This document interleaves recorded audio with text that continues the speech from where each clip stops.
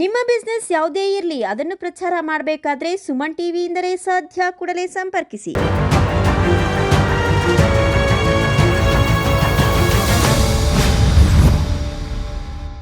Suman TV Kannada ವೀಕ್ಷಕರಿಗೆ ಆತ್ಮೀಯವಾದಂತಹ ಸ್ವಾಗತ. ನಾನು ಜಗದೀಶ್ ವನಗೋಡು. ಕಾಂಗ್ರೆಸ್ ಸರ್ಕಾರ ಅಧಿಕಾರಕ್ಕೆ ಬಂದು 2.5 ವರ್ಷ ಕಳೆಯಿತು. ಅಂದ್ರೆ ಸರಿಯಾಗಿ 2.5 ವರ್ಷಕ್ಕೆ ಬಂದು ತಲುಪಿದೀವಿ.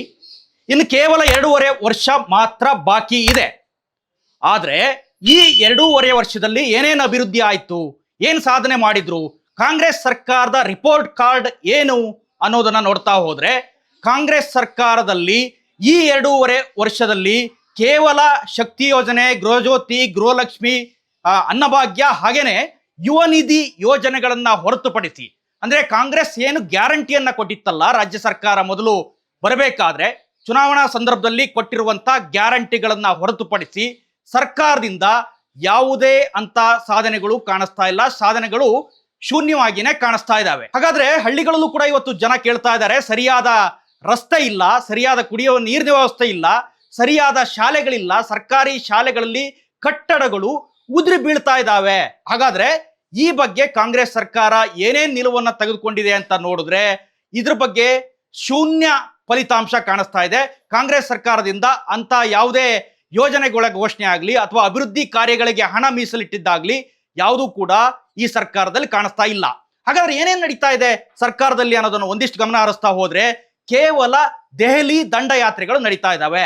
ಮುಖ್ಯಮಂತ್ರಿ ಇವ್ರಾಗ್ತಾರ, ಅವ್ರಾಗ್ತಾರ, ದಲಿತರಾಗ್ತಾರ, ಹಿಂದುಳಿದ ವರ್ಗದವರಾಗ್ತಾರ, ಅಹಿಂದ ಆಗ್ತಾರ, ಲಿಂಗಾಯತರಾಗ್ತಾರ ಅಥವಾ ಒಕ್ಕಲಿಗರಾಗ್ತಾರ. ಇದೇ ಚರ್ಚೆ ರಾಜ್ಯದಲ್ಲಿ ನಡೀತಾ ಇರೋದು. ಕಳೆದ 1.5 ತಿಂಗಳಿಂದ ಅಂತೂ ಸಿಎಂ ಡಿಕೆ ಆಗ್ತಾರೆ, ಸಿಎಂ ಸಿದ್ದರಾಮಯ್ಯ ಅವರು ಕೆಳಗಿಳಿತಾರೆ, ಸಿದ್ದರಾಮಯ್ಯ ಅವ್ರ ಮಗನಿಗೆ ಉಪಮುಖ್ಯಮಂತ್ರಿ ಮಾಡ್ತಾರೆ, ಹೆಲ್ತ್ ಮಿನಿಸ್ಟರ್ ಕೊಡ್ತಾರೆ. ಇದೇ ಚರ್ಚೆ.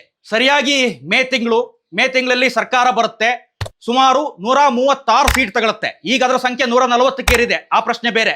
ಯಾಕೆಂದ್ರೆ ಪಕ್ಷೇತರರು ಅಂತ ಏನು 3-4 ಜನ ಇದ್ರಲ್ಲ, ಅವ್ರನ್ನೂ ಕೂಡ ಕಾಂಗ್ರೆಸ್ ಸರ್ಕಾರಕ್ಕೆ ಅಥವಾ ಆ MLAಗಳು ಕೂಡ ಕಾಂಗ್ರೆಸ್ ಪಾರ್ಟಿಗೆ ಸೇರ್ಕೊಂಡ್ಬಿಟ್ಟಿದ್ದಾರೆ. 136 ಬಹಳ ಸಣ್ಣ ಮತ ಅಲ್ಲ, ನಿಮಗೆ ಗೊತ್ತಿದೆ. ಇದು ಬಹಳ ಅಭೂತಪೂರ್ವ ಗೆಲುವಿದು. ಬಿಜೆಪಿ ಆಗ್ಲಿ ಅಥವಾ JDS ಆಗ್ಲಿ ಅಥವಾ ಪಕ್ಷೇತರ ಆಗ್ಲಿ ಧೂಳಿಪಟವಾಗ್ಬಿಟ್ಟಿದ್ರು. ಕಾಂಗ್ರೆಸ್ ಈ ಮಟ್ಟಿನ ಅಭೂತಪೂರ್ವ ಗೆಲುವನ್ನ ಸಾಧಿಸುತ್ತೆ ಅಂತ ಯಾರು ಕೂಡ ಅನ್ಕೊಂಡಿರ್ಲಿಲ್ಲ. ಈ 136 ಸ್ಥಾನಗಳು ಬಂದಂತ ಈ ಸಂದರ್ಭದಲ್ಲೂ ಕೂಡ ಕೇವಲ ಕಾಂಗ್ರೆಸ್ ಗ್ಯಾರಂಟಿಗಳ ಮೇಲೇನೆ ಸರ್ಕಾರ ನಡೆಸ್ತಾ ಇದೆ. ಹೇಳ್ತಾ ಇದ್ದಾರೆ, ಯುವ ನಿಧಿಗೆ ಇಷ್ಟು ಕೊಡ್ತೀವಿ, ಶಕ್ತಿಗೆ ಅಷ್ಟು ಕೊಡ್ತೀವಿ, ಬಸ್ ಫ್ರೀ ಮಾಡಿಬಿಟ್ಟಿದೀವಿ, ಮತ್ತೆ ಅನ್ನಭಾಗ್ಯ ಅಕ್ಕಿ ನಿಮಗೆ ಫ್ರೀ ಆಗಿ ಸಿಗ್ತಾ ಇದೆ. ಇದೆಲ್ಲವನ್ನೂ ಕೂಡ ಹೇಳ್ತಾ ಇದ್ದಾರೆ. ಇದೆಲ್ಲದೂ ಕೂಡ ಸರ್ಕಾರದ ಭಾಗ. ಅಂದ್ರೆ ಒಂದು ಘೋಷಣೆ ಮಾಡಿದ ಮೇಲೆ ಅದನ್ನ ಕೊಡ್ಲೇಬೇಕಾದ್ದು ಸರ್ಕಾರದ ಜವಾಬ್ದಾರಿ. ಹಾಗಾದ್ರೆ ಈ 5 ಯೋಜನೆಗಳಾದ್ರೂ ಸರಿಯಾಗಿ ಸಿಗ್ತಾ ಇದಾವ? ಅದು ಕೂಡ ಇಲ್ಲ. ಮಹಿಳೆಯರಿಗೆ 2,000 ಕೊಡ್ತಾ ಇದ್ದಾರೆ ಪ್ರತಿ ತಿಂಗಳ. 2,000 ಪ್ರತಿ ತಿಂಗಳ ಸಿಗ್ತಾ ಇದೆಯಾ ಕೇಳಿದ್ರೆ ಸಿಕ್ಕಿಲ್ಲ.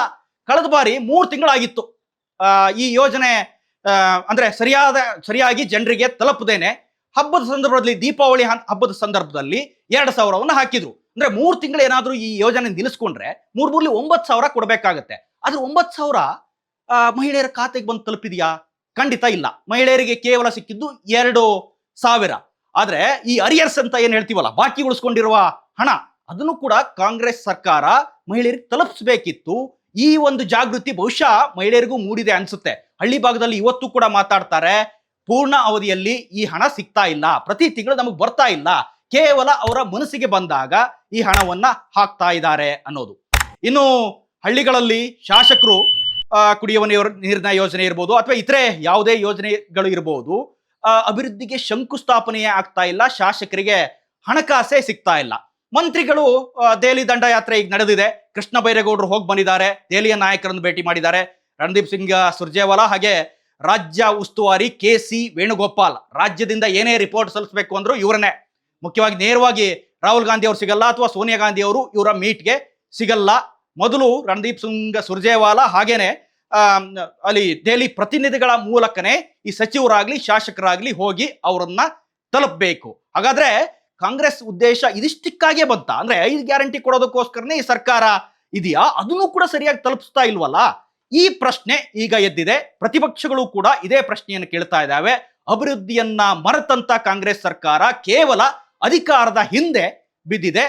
ಈ ರೀತಿ ನಡೆದ್ರೆ ಇನ್ನು 2 ವರ್ಷದಲ್ಲಿ ಏನೇನು ಅಭಿವೃದ್ಧಿ ಆಗುತ್ತೆ ಹೇಳಿ ಕೇಳಿ. ಇನ್ನು ಸಾಲು ಸಾಲು ಎಲೆಕ್ಷನ್ ಬರ್ತಾವೆ, BBMP ಚುನಾವಣೆ ಬರುತ್ತೆ, ಜಿಲ್ಲಾ ಪಂಚಾಯತ್, ತಾಲೂಕ್ ಪಂಚಾಯತ್, ಹಾಗೆ ಸ್ಥಳೀಯ ಮಟ್ಟದ ಚುನಾವಣೆಗಳು ಬರ್ತವೆ. ಇದೇ ಡಿಸೆಂಬರ್ನಲ್ಲಿ ಗ್ರಾಮ ಪಂಚಾಯತಿ ಅಂದ್ರೆ ಅಭಿವೃದ್ಧಿಯ ಪಿಲ್ಲರ್ ಅಂತ ನಾವೇನ್ ಕರಿತೀವಿ ಗ್ರಾಮ ಪಂಚಾಯತಿಯನ್ನ, ಅಂದ್ರೆ ನೇರವಾಗಿ ಯಾರಿಗಾರು ಜನ ಸಿಗ್ತಾರೆ ಅಂದ್ರೆ ಅದು ಗ್ರಾಮ ಪಂಚಾಯತ್ ಸದಸ್ಯರು, ಅಧ್ಯಕ್ಷರು, ಅವ್ರನ್ನ ನಾವು ಪಿಲ್ಲರ್ ಅಂತ ಕರಿತೀವಿ. ಆದ್ರೆ ಈ ಪ್ರತಿನಿಧಿಗಳ ಆಯ್ಕೆ ಆಗ್ಬೇಕು. ಅದಾದ ನಂತರ ಸ್ವಲ್ಪ ದಿನಕ್ಕೆ MLA ಎಲೆಕ್ಷನ್ ಬರುತ್ತೆ, ಮತ್ತೆ MP ಎಲೆಕ್ಷನ್ ಬರುತ್ತೆ. ಕೇವಲ 2.5 ವರ್ಷದಲ್ಲೇ ಆಗ್ತಕ್ಕಂಥದ್ದು ಬಹುಶಃ ಇಷ್ಟೇ ಅಂತ ಕಾಣುತ್ತೆ. ಯಾರೇ ಮುಖ್ಯಮಂತ್ರಿ ಆದ್ರೂ ವ್ಯವಸ್ಥೆ ಬದಲಾಗಂಗೆ ಕಾಣಿಸ್ತಾ ಇಲ್ಲ. ಅಭಿವೃದ್ಧಿ ಅಂತೂ ಶೂನ್ಯ ಅಂತ ಇಲ್ಲಿ ಕಾಣಿಸ್ತಾ ಇದೆ. ಇದಿಷ್ಟು ಈ ಕ್ಷಣದ ಅಪ್ಡೇಟ್ಸ್. ನಂತರ ಅಪ್ಡೇಟ್ಸ್ಗಾಗಿ ನೋಡ್ತಾ ಇರಿ ಸುಮನ್ TV ಕನ್ನಡ.